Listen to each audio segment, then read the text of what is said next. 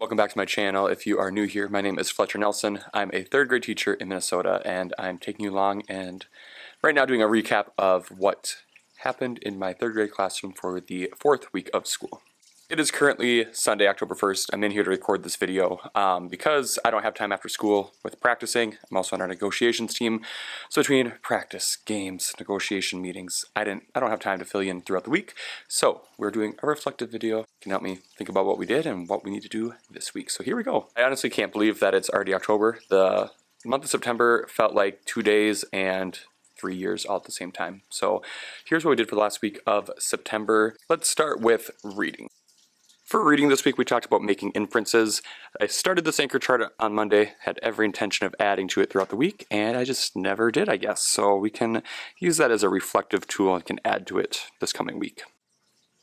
All right, for inferencing, I made these slideshows. I will put them on TPT, so those will be there. But we also we had a field trip on Wednesday, so we were not at school on Wednesday. So this is what I did on Monday to introduce inferencing. We watched this quick video. And then just talked about how it's, your background knowledge plus evidence from the text to come up with an idea. So we, on the first day, made inferences about pictures and just talked about how we can, even if we don't know it for sure, we can use what we know plus what we're seeing to come up with an inference. So we did that for a few pictures. And then we did it with passages, and I had specific things that I was looking for that I had them do after. So they had this exit ticket. Let me show you that. Okay, so that was what they did for day one, just to introduce it. Day two, we talked about text evidence. We reviewed quick, and then we talked about what text evidence is, why we use text evidence, and then we inferred about characters and answered questions about the characters or setting and used text evidence to support our answers.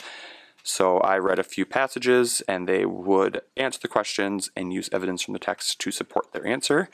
And then that's when they did their first exit ticket for day two. They read these and answered the questions using text evidence. Day three, we would have been on a field trip. So we did this on Thursday. We just dug deeper. So again, we reviewed what text evidence was. And then this time we read a little bit longer passages and I had them come up with their own inferences instead of answering a question, came up with inferences, and then they found evidence from the text to support it. So we did a few of those together, and then I had, again, them do their own on a little exit ticket for a short passage. I do plan to add 2 more lessons to that. I just haven't yet. One of them might be more like a task card thing, like to culminate it, but I haven't decided. But I will make those, get all 5 lessons for inferencing up on TPT if you're interested. I also need to make an interactive notebook piece for my students to put into their notebooks, so I will get on that as well. But that was all we did, because Friday we had super weird weather. Like, it was pitch black outside, like it was rainy and stormy, and we just ended up kind of doing some more reading on our own, because it was kind of good, just like somber weather for that. So we did not end up doing a last inferencing lesson on Friday. All right, moving along for writing. All right, we're gonna kick off some expository writing. So I made these lessons as well. We'll get them on TPT. This will be like a growing bundle. I'll keep adding them at the end of each week. I'm gonna try to have it be about 20 probably lessons or so. Yeah, probably 20 lessons for expository writing. And this week I just started with what is expository writing. We looked at some examples and non-examples, just talked about what the author's purpose is. It's to share information, and how it's something with expository writing, you are learning something from reading the text, and the author is sharing factual information, and their purpose is to share that knowledge with others.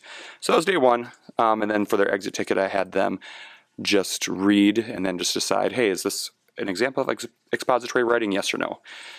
Just with the field trip and other things going on, we only ended up getting to 2 days of this last week, so I need to kick it in gear this week. But we then talked about brainstorming. We brainstormed some examples of topics we could actually research and write about. We talked about how you don't want it to be too broad, but you don't want it to be too specific. You also want it to be something that has happened and that is factual. And so we did some group discussion, and then they brainstormed on their own. So that was their exit ticket for that day. And then this week we'll get into talking about researching and outlining and that type of stuff. For math, we worked through basically the end of our first unit, which is like double-digit addition, subtraction, just multiple strategies, a lot of like mental math, some word problems, a little bit of measuring. So again, we're using bridges, so it's been a lot to get used to, but we'll probably review and take the Unit 1 assessment on probably Wednesday this week, and then we'll move into Unit 2. So not much to share there, but during our math intervention time, I have been using the math lesson slides that I used to teach with. I've been using those because I just feel like we still need some more standard practice, and I'm not super comfortable with our new curriculum yet. So it's like, this is the first year they've had it. They didn't have this stuff in K1-2. So I feel like just jumping into that first year, there's always some gaps. When you implement a new curriculum, it takes a few years until kids have had it where they, are getting all those gaps filled and covered. So I have been doing these lessons I'll show you during our math intervention time. I also, there's something called workplaces and bridges, which are like their games. And we did a couple days where it would be the workplaces and a couple days of these lessons. So I'm just weaving these in, which my lessons would be more of like the traditional algorithm practice, I guess. So yeah. Our math intervention time is just 20 minutes. So I, just did like the traditional, just adding. We did like 2 and 3 digit numbers the first day, and then we moved up to 3 and 4 digit numbers, reviewed, had some practice problems, and then we did word problems on Friday. So I just had some different word problems. We talked about making sure there's no extra information. And then I just have a short 2-question exit ticket for each day. So we did those as well. We did addition. So we'll do subtraction this week, up to 4 digit numbers during that math intervention time. And science. We mainly just talked about our field trip because we went to a wildlife refuge and we talked about just some of the vocab words and things they had sent us, and just to kind of prepare for our field trip during that time. So we'll keep going with the scientific method this week, and then we'll start our first content unit after that. So stay tuned for some more science updates. And lastly, for our chapter book read aloud, I started The Wild Robot, one of my favorite books. Since the 3rd book came out, I was pumped about that, so I've decided, hey, I need to read them the first 2 so I can read the 3rd one. I'm going to hold off reading the new 3rd one, which is called The Wild Robot Protects, until my students, or until I read it with my students. So some of the 2nd grade teachers, I think 1, maybe 2, read these the books last year, The Wild Robot and The Wild Robot Escapes. But I also told them, hey, how many times have you seen your favorite movie? You can read a book more than once, you'll pick up on new things, you will be fine. So a lot of them really enjoyed it, so nobody was complaining about having to listen to it again. And only a handful of them have read them. So anyways, that was exciting for me. Otherwise, that was it. It feels good to be getting into our routine, getting those routines and procedures down, and hopefully we can just kind of get things to start running itself in here.